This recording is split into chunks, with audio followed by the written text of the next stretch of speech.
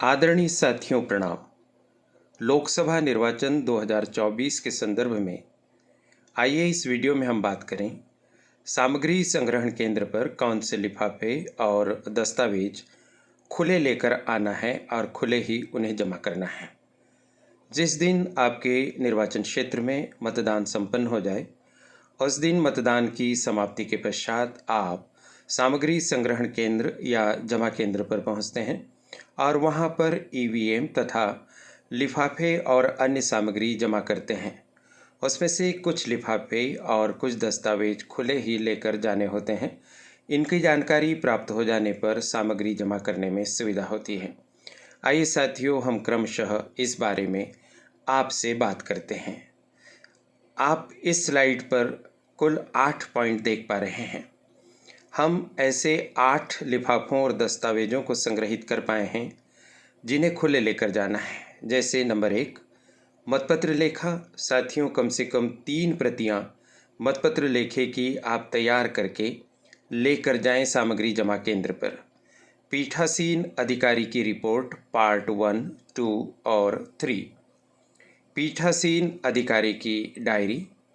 दृष्टिहीन और शिथिलांग निर्वाचकों की सूची और साथियों की घोषणा। Visit sheet. 21 बिंदु समीक्षा प्रपत्र। अतिरिक्त जानकारी का 16 बिंदु प्रपत्र और PS05। साथियों, ये 8 पॉइंट 2 अलग अलग रंगों में इसलिए लिखे गए हैं ताकि यह स्पष्ट हो सके कि इनमें से पहले 5 पॉइंट्स के लिए आपको लिफाफे मिलते हैं। उन लिफाफों में इन दस्तावेजों या प्रारूपों को रखकर उन्हें खुला ही आपको सामग्री जमा केंद्र पर ले जाना है। 6, 7वें और 8वें बिंदु के लिए सामान्यतः कोई लिफाफा नहीं दिया जाता है और ऐसे ही खुले लेकर ये आपको जाना होता है। हो सकता है कुछ निर्वाचन क्षेत्रों में जिला निर्वाचन कार्यालय के द्वारा इनके लिए भी लिफाफे बनाए गए हों। यदि इस तरह के लिफाफे आपको मिलें तो उनमें इन पत्रकों को रखकर खुले ही ले जाना है। 21 बिंदु समीक्षा पत्रक स्थानीय व्यवस्था होती है, अतः अलग अलग निर्वाचन क्षेत्रों में कहीं 21 बिंदु, कहीं 20 बिंदु, कहीं 22 बिंदु होते हैं। जिस भी तरह की व्यवस्था आपके निर्वाचन क्षेत्र में हो उस तरह का समीक्षा पत्रक आप भर लीजिएगा। यदि आपको सामग्री वितरण केंद्र पर इस तरह का कोई पत्रक नहीं दिया गया और आपके निर्वाचन क्षेत्र में इस तरह के पत्रक की अपेक्षा नहीं की गई तो कोई बात नहीं। इसी तरह से PS05 जिन निर्वाचन क्षेत्रों में भरवाया जा रहा है और इसका खाली पत्रक सामग्री प्रदान करते समय या सेक्टर ऑफिसर के द्वारा या माइक्रो ऑब्जर्वर के द्वारा उपलब्ध कराया गया है तो आप उन्हें भरकर इसे प्रदान करेंगे। तो स्पष्ट है कि पहले के जो 5 हिस्से हैं, जो दस्तावेज हैं, वो लिफाफे में रखकर जाते हैं और 3 के लिए या लिफाफा दिया गया हो न दिया गया हो तो खुले ही हमें देना होता है। आइए हम थोड़ी सी और डिटेलिंग करते हैं इसकी। जैसे लिखित मतों का लेखा रखने के लिए ये लिफाफा इस तरह का होगा। प्रारूप 17G में सफ़ेद रंग का लिफाफा होगा, कुछ एंट्रीज करनी होगी। इसी तरह से आप यहाँ देखिए, पीठासीन अधिकारी की रिपोर्ट 1, 2, 3 के लिए लिफाफा।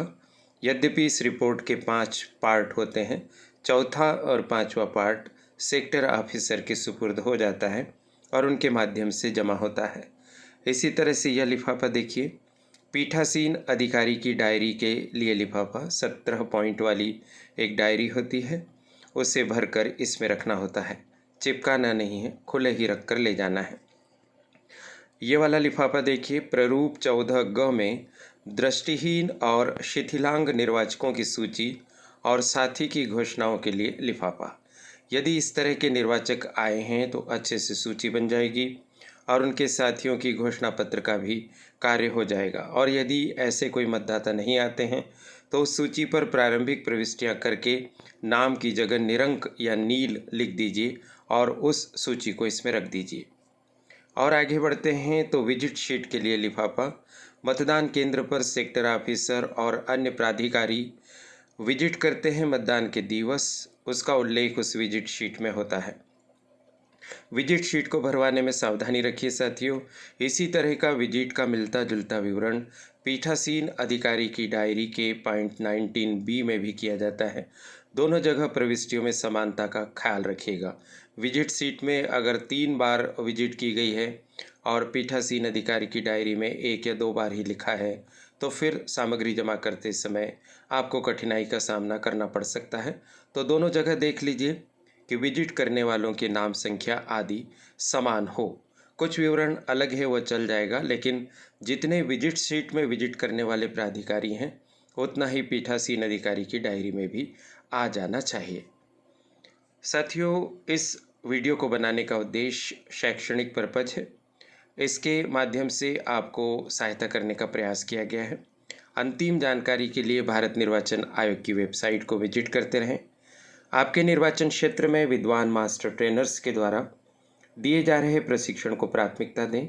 कोई विसंगति होने पर अपने मास्टर ट्रेनर से चर्चा करें। आप हमें भी कमेंट बॉक्स में बता सकते हैं कि हमें यह जानकारी है और वीडियो में कुछ अलग प्रकार की जानकारी दी गई है, तो हम उस संशय को दूर करने के लिए विचार विमर्श आपस में अवश्य ही करेंगे। कमेंट बॉक्स में यह भी बताएं कि हमारा यह प्रयास आपको कैसा लग रहा है। हमारे इतने प्यारे देश के किस राज्य से आप इस वीडियो को देख रहे हैं उसका उल्लेख कीजिए। अपने निर्वाचन क्षेत्र का भी उल्लेख कीजिए।